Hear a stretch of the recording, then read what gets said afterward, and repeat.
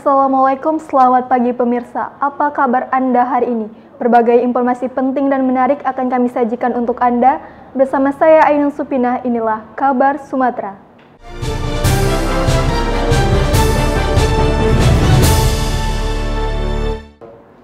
PT TPL melalui program CSR memberikan dukungan berupa beras, selimut, dan alat berat kepada masyarakat di Desa Simangulampe, Humbahas yang terdampak banjir bandang dan tanah longsor.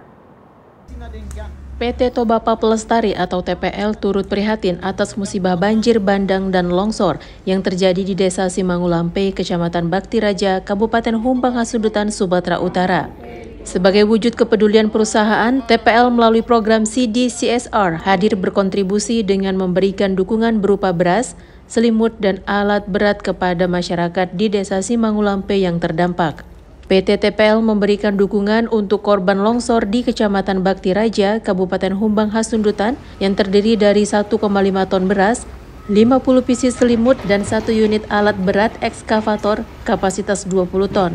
PT Tobapa Pelestari turut prihatin terhadap musibah banjir bandang yang terjadi di Kabupaten Humbang Hasundutan.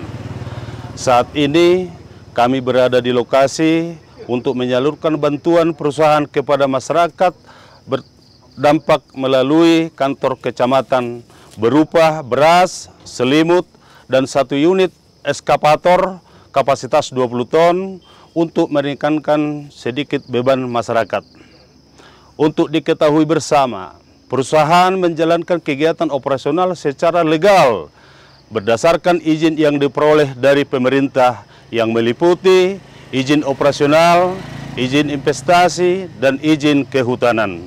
Tobapa Pelestari terus memperhatikan aspek-aspek sosial, topografi, lingkungan, serta aspek-aspek keberlanjutan yang telah menjadi komitmen perusahaan. Dari Kabupaten Humbang Hasundutan, Sumatera Utara, Syaren Situmorang TV One mengabarkan. Guna memajukan desa, pemerintah desa Sebaja Kecamatan Sungai Are, Kabupaten Oku Selatan, memanfaatkan dana anggaran pendapatan belanja negara atau APBN melalui dana desa tahun 2023. Pemanfaatan dana desa tahun 2023 dimanfaatkan oleh kepala desa dengan cara mengembangkan ketahanan pangan, membangun berbagai macam infrastruktur, serta penyaluran bantuan langsung tunai atau BLT kepada masyarakat. Kepala desa mengatakan penyaluran dana desa tahun 2023 telah direalisasikan. Pembangunan jalan desa menjadi prioritas dalam pembangunan infrastruktur, mengingat jalan tersebut merupakan satu-satunya akses jalan menuju ke kecamatan. Dana desa tahun 2023 yang pertama kami salurkan ke dana BLT 20%, kemudian itu sudah kami salurkan, kemudian 40% yaitu bentuk fisik, lalu 20% ke tahanan pangan. Nah, kesemuanya itu sudah kami realisasikan. Nah, alhamdulillah, ucapan terima kasih kepada pemerintah Kabupaten Oku Selatan, provinsi, khususnya kepada pemerintah pusat, Kementerian Pedesaan, yang mana kami telah menikmati daripada dana desa ini. Masyarakat desa Sebaja pun sangat merasakan pembangunan yang ada di desa mereka. Salah satu warga mengucapkan banyak terima kasih kepada pemerintah desa yang telah berbuat untuk membangun desa. Menurutnya, kepala desa telah berhasil memanfaatkan dana desa dengan adanya ketahanan pangan serta pembagian BLT untuk masyarakat. Terlebih pembangunan jalan yang memang sangat diperlukan masyarakat, terutama untuk pengangkut hasil bumi milik warga. Ya, kami selaku masyarakat pertama mengucapkan terima kasih kepada Bapak Kepala Desa Sebaja. Yang pertama di sini sudah setiap tahun ya untuk dana desa itu dilaksanakan pembangunan, baik fisik, kemudian ketahanan pangan dan lain-lain. Dari Oku Selatan, Sumatera Selatan, Andi Salani, TV One mengabarkan. Kota Pematang Siantar menjadi tuan rumah pelaksanaan kegiatan kejuaraan daerah Pengprov Muay Thai se-Sumatera Utara yang dilaksanakan di Pusat Pembelanjaan Ramayana, Kota Pematang Siantar, Sumatera Utara. Prosesi pelaksanaan kegiatan ini diawali dengan penampilan para penari tortor Batak yang didampingi unsur panitia, sembari menyerahkan pitola dan topi berwarna merah putih kepada para tamu undangan yang hadir dalam kegiatan ini. Ketua Panitia Pelaksanaan Kegiatan Ladon Simanjuntak di hadapan para tamu dan undangan menyebutkan, pelaksanaan Kejurda Muay Thai Sumatera Utara ini diikuti oleh 15 pengcap kabupaten kota se-Sumatera Utara dengan total sebanyak 144 atlet. Menurut Ladon, ke-114 atlet yang bertanding dalam kejuaraan daerah kali ini akan bertanding di 3 kategori, yakni pra-junior, junior, dan senior. Dan seluruh atlet yang ikut bertanding sudah memperoleh asuransi kesehatan dan jiwa. Sementara itu, Dan Rindam 1 Bukit Barisan Kolonel Infanteri Charles BP Sagala menyampaikan bahwa Rindam 1 Bukit Barisan mendukung penuh kegiatan ini sebagai ajang pencarian bakat dalam mencari bibit-bibit muda Kota Pematang Siantar dan dalam rangka persiapan PON bagi atlet-atlet Sumatera Utara. Kegiatan ini diselenggarakan untuk mencari bibit dalam rangka atlet-atlet yang akan disiapkan PON 21 Aceh Sumatera Utara. Ya. Selain itu juga di luar dari kegiatan penyiapan PON, ya kedepannya harapannya yang junior, karena di sini juga dipertandingkan junior, ya, bisa menjadi cikal bakal atlet Muay Thai Provinsi Sumatera Utara. Kami selaku Satuan Kewilayahan sangat mengapresiasi diselenggarakannya kejuaraan Muay Thai Piala Dan Rindam di wilayah kami, sehingga kami berharap dengan adanya kejuaraan ini untuk memotivasi anak-anak muda kita untuk mereka senantiasa cinta olahraga. Apabila mereka cinta olahraga, mereka akan lupa untuk berbuat hal yang tidak baik seperti kejahatan, kriminal, dan lain sebagainya. Sehingga anak-anak muda kita sekarang hobi olahraganya itu terarah ke hal-hal yang positif. Kejurda yang dilaksanakan di Siantar ini, saya mengucapkan sangat berterima kasih, terutama kepada Bapak Dan Rindam, ya, yang sudah cukup mendukung untuk kegiatan ini dilaksanakan di Siantar ini, dan juga kepada Pak Danrem. Ya, pelaksanaan ini walaupun yang pertama di sini, kita merasakan sudah memang cukup baik pelaksanaannya. Sementara itu, kegiatan kejurda yang diselenggarakan selama 3 hari ini, Kota Pematang Siantar keluar sebagai juara umum dan berhasil menyabet 8 medali emas, 7 medali perak, dan 8 medali perunggu. Kemudian diikuti oleh Kabupaten Simalungun dengan 8 medali emas, 6 medali perak, dan 5 medali perunggu, serta Kabupaten Gunung Sitoli dengan perolehan 4 medali emas, 3 medali perak, dan 1 medali perunggu. Dari Pematang Siantar, Sumatera Utara, Daud Sitohang, TV One mengabarkan.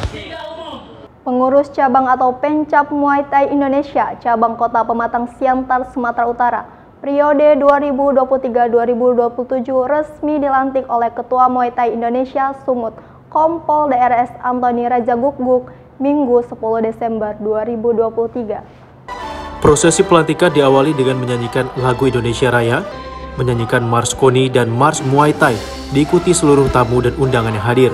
Selanjutnya, prosesi pelantikan dengan pembacaan surat keputusan dilanjutkan dengan pemberian pataka bendera Muay Thai kepada Ketua Pencap Muay Thai Indonesia Kota Pematang Siantar yang terpilih, Sakti Sihombing, didampingi Sekretaris Norton Silitonga dan seluruh pengurus yang hadir. Ketua Pencap Muay Thai Kota Pematang Siantar terpilih, Sakti Sihombing, mengucapkan terima kasih atas kepercayaan yang diberikan kepadanya menjadi Ketua Cabang Muay Thai Indonesia Kota Pematang Siantar. Selanjutnya, Sakti menyebutkan akan berkomitmen untuk memajukan dan mengembangkan seni bela diri Muay Thai di Kota Pematang Siantar bersama para pengurus terpilih. Ia menargetkan olahraga Muay Thai dapat menggali bakat dan membina atlet-atlet Muay Thai Kota Pematang Siantar untuk dapat berkompetisi di tingkat provinsi bahkan nasional pada Pekan Olahraga Nasional PON Aceh Sumut 2024 mendatang. Saya mengharapkan program olahraga Muay Thai di Kota Pematang Siantar bisa berkembang untuk membina anak-anak muda bisa lebih berprestasi dan jauhi narkoba. Saya sangat bangga atas apresiasi anak-anak muda Kota Pematang Siantar yang bisa mencapai juara umum di Kejurda Muay Thai Kota yang diadakan oleh KONI Pematang Siantar. Saya mengapresiasi, ini kan hipotesa. Ternyata di Siantar banyak yang berprestasi, terbukti dengan juara umum. Jadi ke depan saya minta kepada Ketua Muay Thai Siantar untuk tetap mengembangkan kerjasama dengan Dan Rindam, supaya event berikutnya ada yang kedua, ketiga, dan selanjutnya. Barangkali itu yang saya sampaikan. Dari Pematang Siantar, Sumatera Utara, Daud Sitohang, TV One mengabarkan. Keluarga besar Polres Simalungun, Sumatera Utara menggelar perayaan Natal bersama 2023 pada Selasa 12 Desember 2023 kemarin. Perayaan Natal bersama Polres Simalungun ini mengambil tema kemuliaan bagi Allah dan damai sejahtera di bumi yang dikutip dari Nats Alkitab Lukas 2 ayat 14 dan dengan subtema dengan semangat kerendahan hati menyambut kelahiran Kristus melalui peran Polri presisi, berintegritas, mengasihi dan melayani guna mewujudkan pemilu damai menuju Indonesia maju. Kegiatan Natal bersama Polres Simalungun ini dimulai pada 17.30 waktu Indonesia Barat dan dihadiri sebanyak 900 lebih hadirin dari keluarga besar Polres Simalungun. terdiri dari perwira Polres, Polsek, dan anak dari anggota Polres se-Kabupaten Simalungun. Acara diawali dengan penyalaan lilin Natal oleh Kapolres Simalungun AKBP Ronald FC Sipayung, didampingi istrinya Erika Ronald Sipayung, para pemuka gereja dan pendeta, serta Ketua Panitia Natal Polres Simalungun Kompol Giring Damanik. Selanjutnya penampilan dan pembacaan liturgi oleh anak-anak keluarga besar Polres Simalungun dilanjutkan dengan liturgi remaja hingga orang tua dan perwira Polres Simalungun. Perayaan dilangsungkan dengan hikmat dan penuh sukacita. Dengan pembacaan liturgi juga diselingi dengan penampilan hiburan Natal yang dibawakan Kor Bayangkari Polres Simalungun hingga mendengarkan lantunan kidung pujian. Khotbah Natal disampaikan oleh Pendeta Sri Johana Karo-Karo dan doa syafaat dipimpin oleh Pendeta Juna Daniel Saragi yang menyampaikan siraman rohani kepada para hadirin dan undangan yang hadir, menambah hikmatnya suasana perayaan Natal kali ini. Kapolres menekankan dengan perayaan Natal kali ini hendaknya semangat Natal juga harus tercermin dalam kehidupan sehari-hari anggota Polri, Polres Simalungun, khususnya dalam menerapkan Polri yang presisi, prediktif, responsibilitas, dan transparansi berkeadilan. Kami dari keluarga besar Polres Simalungun melaksanakan kegiatan dan perayaan Natal bersama. Tentu kegiatan perayaan Natal ini kita jadikan sebagai momentum untuk bisa memperbaiki diri dan menjadikan anggota-anggota Polres Simalungun untuk lebih berintegritas dalam melayani menuju Indonesia maju dan Indonesia yang akan memasuki tahapan pemilu.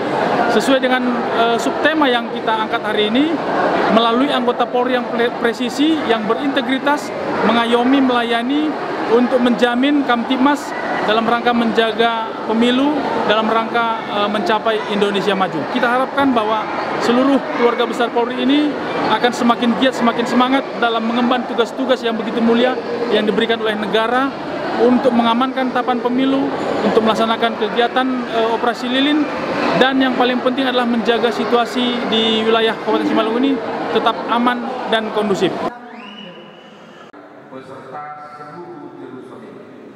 Dari Pematang Siantar, Sumatera Utara, Daud Sitohang, TV One mengabarkan. Bank Indonesia resmi mencabut dan menarik uang rupiah logam pecahan Rp500 tahun emisi 1991, Rp1.000 tahun emisi 1993, dan Rp500 tahun emisi 1997 dari peredaran, terhitung sejak 1 Desember 2023. Pencabutan uang nilai tukar rupiah Rp500 tahun emisi 1991, Rp1.000 tahun emisi 1993, dan Rp500 tahun emisi 1997 yang dicabut dan ditarik dari peredaran adalah sebesar nilai nominal yang sama dengan yang tertera pada uang rupiah logam tersebut.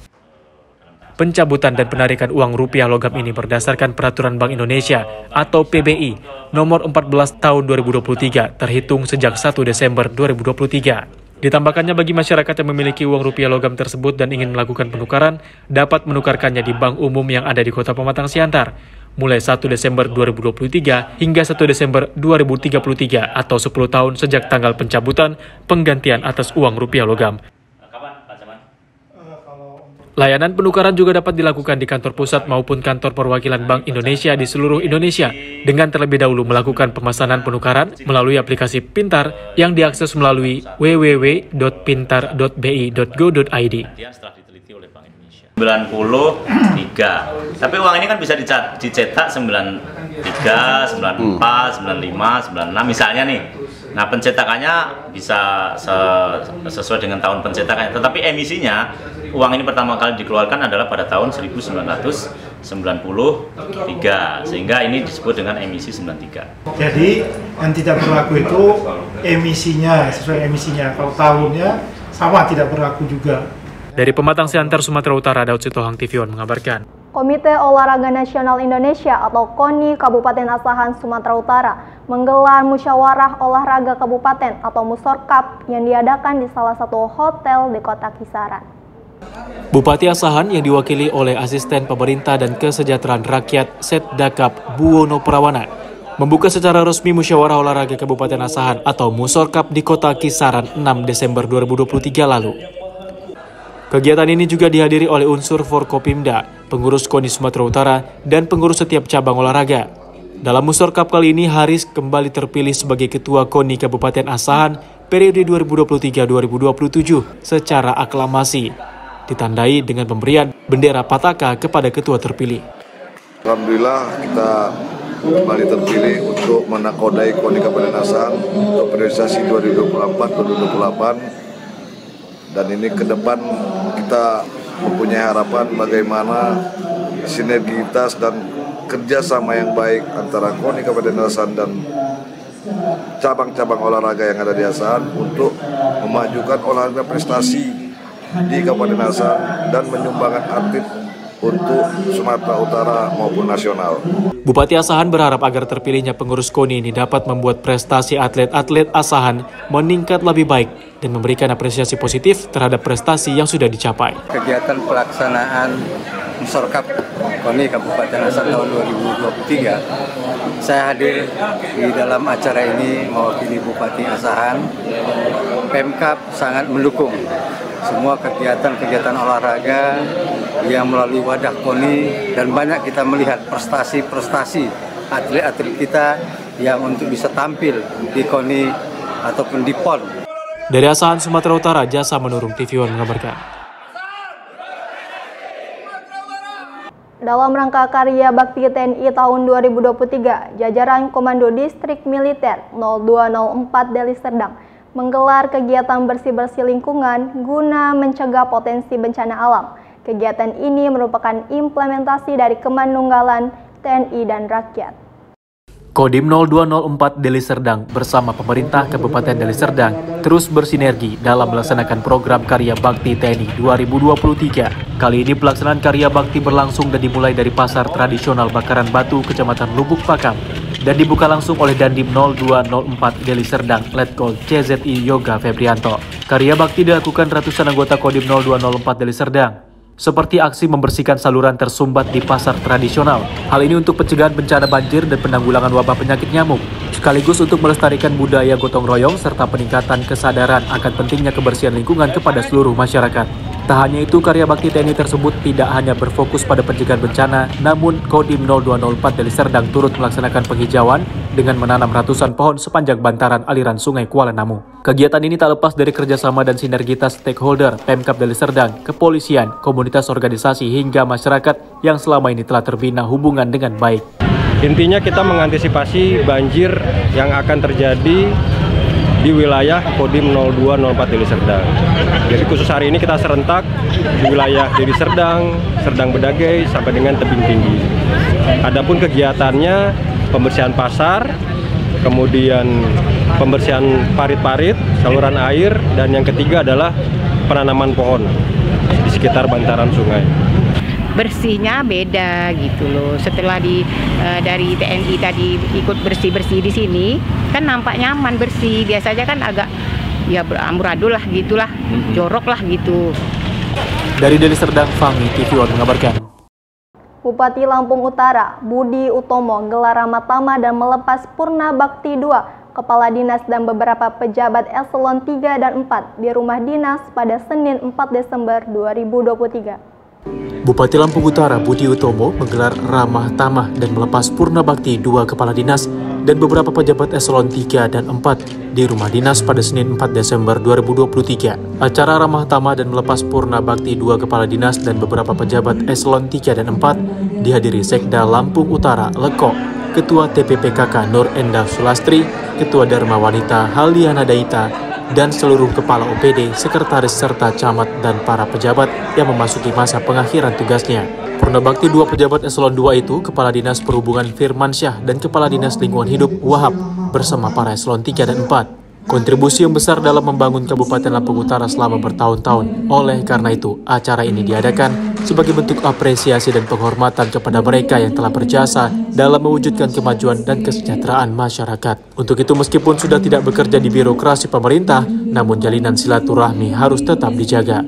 Yang pertama, atas nama pribadi dan atas nama pemerintah Kabupaten Lampung Utara, saya mengucapkan terima kasih yang sebesar-besarnya kepada Bapak dan Ibu yang tahun ini telah memasuki masa pensiun dan juga memberikan penghargaan yang setinggi-tingginya atas pengabdian dan loyalitas yang telah Bapak Ibu berikan selama ini. Sebagai abdi negara, Bapak dan Ibu tentu harus bangga telah sampai pada masa pensiun karena telah sukses melaksanakan tugas yang diberikan oleh negara ini dengan baik.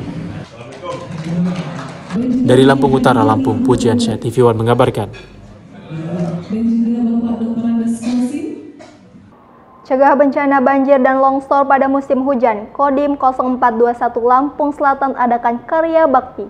Dalam kegiatan tersebut, Kodim 0421 mengajak semua elemen masyarakat dan instansi terkait untuk bersama-sama bergotong royong membersihkan saluran air dan tempat-tempat kumuh yang disinyalir dapat menyebabkan banjir. Dalam kegiatan karya bakti ini ada 3 titik sasaran yang menjadi prioritas utama. Di antaranya drainase lingkungan pasar, pembersihan sampah pesisir pantai, dan juga penanaman pohon. Tak hanya dari jajaran TNI, kegiatan tersebut juga melibatkan Polri, anak-anak pramuka, dan Forkopimcab di Kabupaten Lampung Selatan. Program karya bakti tersebut adalah wacana program dari Kasat TNI yang memerintahkan secara langsung ke seluruh jajaran Kodim di seluruh Indonesia untuk terjun langsung dalam membantu masyarakat dalam penanganan pencegahan bencana sedini mungkin. Mengingat musim penghujan telah tiba dan tidak menutup kemungkinan bencana banjir dan longsor dapat terjadi. Melalui Kodim 0421 LS di bawah pimpinan Komandan Kodim Letkol Infanteri Fajar Hakirudin, semua jajaran anggota dikerahkan membantu masyarakat. Sebagai bentuk TNI Manunggal bersama rakyat, kegiatan karya bakti akan terus dilakukan hingga masyarakat dapat merasakan dampaknya. Program ini sangat-sangat membantu buat masyarakat, khususnya buat masyarakat, karena pada musim penghujan ini kita mengkhawatirkan satu banjir, kedua ada penumpukan sampah, dan yang ketiga pastinya ada penyakit-penyakit yang bisa menularkan. Dan semua secara masif kita laksanakan dengan harapan kita bisa melaksanakan dalam rangka untuk mengantisipasi bencana. Seperti kita ketahui bersama bahwa saat ini sudah mulai munculnya musim penghujan. Kita bisa melihat begitu cukup banyak sampah yang ada. Komandan Kodim Lampung Selatan menambahkan kegiatan karya bakti dilakukan juga berkaitan dengan HUT Kodam 2 Sriwijaya yang bertema peduli terhadap lingkungan. Dari Lampung Selatan, Lampung, Pujiansyah, TV One mengabarkan. Gubernur Lampung Arinal Zunaidi makan ikan bersama masyarakat dalam acara Puncak Hari Ikan Nasional ke-10 di tempat pelelangan ikan atau TPI Kuala Penet, Kabupaten Lampung Timur pada Jumat 8 Desember 2023. Dalam peringatan Hari Ikan Nasional Harkanas ke-10, Gubernur Lampung Arinal Zunaidi makan ikan bersama masyarakat di TPI Kuala Penet, Desa Margasari, Kecamatan Labuhan Maringgai, Kabupaten Lampung Timur, Jumat 8 November 2023. Acara Harkanas ini dihadiri sekitar 1.000 warga dan nelayan, serta kelompok perikanan. Pada kesempatan tersebut diserahkan pula berbagai bantuan dari Pemprov Lampung kepada sejumlah kelompok nelayan. Gubernur Lampung Arinal Zunaidi juga meninjau lokasi lomba mewarnai anak, lomba masak dengan lauk ikan, lomba miniatur kapal dari bahan daur ulang, serta mengunjungi stand bazar dengan produk perikanan. Seperti diketahui, produksi perikanan Provinsi Lampung tahun 2022 mencapai 348.000 ton, yang terdiri dari perikanan tangkap 157.000 ton dan perikanan budidaya 191.000 ton. Volume ekspor hasil perikanan Provinsi Lampung naik 11,06% menjadi 20.525 ton dengan nilai ekspor mencapai 2,63 triliun rupiah. Yang terdiri dari perikanan tangkap 157.000 ton dan perikanan budidaya 191.000 ton. Volume ekspor perikanan Provinsi Lampung 11,06% menjadi 20.525 ton dengan nilai ekspor mencapai 2,63 triliun rupiah. Berangkat semua nih ke pusat. Dari Lampung Timur, Lampung, Pujiansyah Eman, TV One mengabarkan. Prajurit Kodim 0407 Kota Bengkulu, personil Polri, BPBD, dan warga turun langsung membersihkan aliran sungai di kawasan Sukamarindu dari tumpukan sampah. Langkah ini dilakukan guna mengantisipasi masuknya musim penghujan. Dipimpin langsung Komandan Kodim 0407 Kota Bengkulu, Kolonel Kaf Widodo Pujianto, puluhan prajurit TNI Polri, BPBD, dan warga selama 3 hari terhitung dari Kamis hingga Sabtu melakukan serangkaian kegiatan bakti sosial berupa pembersihan sampah dan penanaman bibit pohon. Untuk pembersihan sampah dilakukan di dua lokasi berbeda, yakni di kawasan pasar tradisional Pasar Minggu dan aliran sungai di kawasan Sukamerindu, Kota Bengkulu. Di aliran sungai, selain dilakukan pengurukan dan pengambilan sampah secara manual oleh prajurit TNI, juga diterjunkan 1 unit alat berat untuk membuka tumpukan sampah yang menghambat aliran air sungai tersebut. Upaya pembersihan sampah di aliran sungai ini dilakukan guna mengantisipasi terjadinya banjir, mengingat di kawasan seputaran aliran sungai tersebut selalu terjadi banjir manakala musim hujan tiba, serta mencegah timbulnya berbagai wabah penyakit.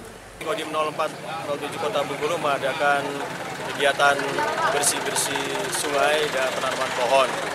Hari ini kami fokus kepada penanaman pohon di sekitar bibir sungai untuk mencegah erosi atau abrasi dari sungai, terus kemudian untuk menjaga keindahan. Kemudian untuk bersih-bersih sungai, kita lihat dia di sini kotor sekali. Nah, kita akan melaksanakan bersih-bersih sungai sehingga tidak menimbulkan wadah penyakit maupun banjir. Hal ini pun kita laksanakan sebagai tindak lanjut dari kebijakan ataupun perintah dari Bapak Kasat dalam rangka menjelang musim penghujan musim penghujan. Jadi supaya tidak terjadi wabah penyakit maupun banjir. Kodim 0407 beserta Forkopimda Kota Bengkulu juga melakukan penghijauan dengan melakukan penanaman sejumlah bibit pohon di tepian aliran sungai tersebut. Dari Bengkulu, Ferry Yustika, TV One mengabarkan. Warga Pekon 3 Jaya, Kecamatan Sekincau, Lampung Barat mengakui bersyukur atas program dana desa. Pembangunan jalan usaha tani dan jalan lingkungan dari dana desa diakui berdampak nyata bagi warga. Tahun ini pemerintah Pekon 3 Jaya membangun 2 ruas jalan usaha tani dan 1 ruas jalan lingkungan.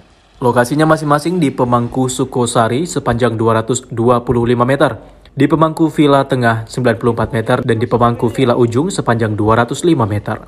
Jalan usaha tani dan jalan lingkungan merupakan kebutuhan vital bagi warga Pekon 3 Jaya, sebab mayoritas warga di sini adalah petani.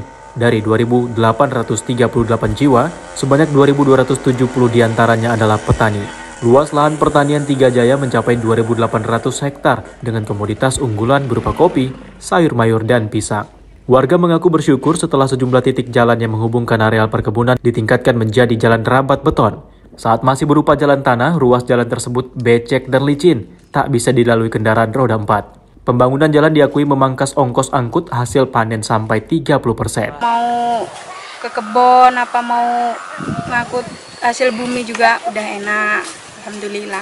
Pemerintah Pekon 3 Jaya memastikan penentuan program pembangunan dan penentuan lokasi pembangunan sudah melalui Musrenbang Dusun dan Musrenbang Pekon. Jadi hasilnya sesuai permintaan warga. Pemerintah Pekon berharap warga dapat merawat hasil pembangunan yang sudah ada agar bermanfaat bagi kepentingan bersama. Harapan kami selaku pemerintah Pekon nantinya masyarakat ini dibangunkan jalan, artinya kita bisa menjaga bersama-sama, merawat bersama-sama agar supaya jalan ini awet, dan desa ini sangat membantu membangun. Harapannya ke depan dana desa ini lebih bisa ditingkatkan lagi.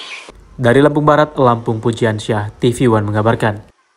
Informasi tadi menutup perjumpaan kita pada pagi hari ini. Saya Ainun Supina mengucapkan terima kasih dan sampai jumpa.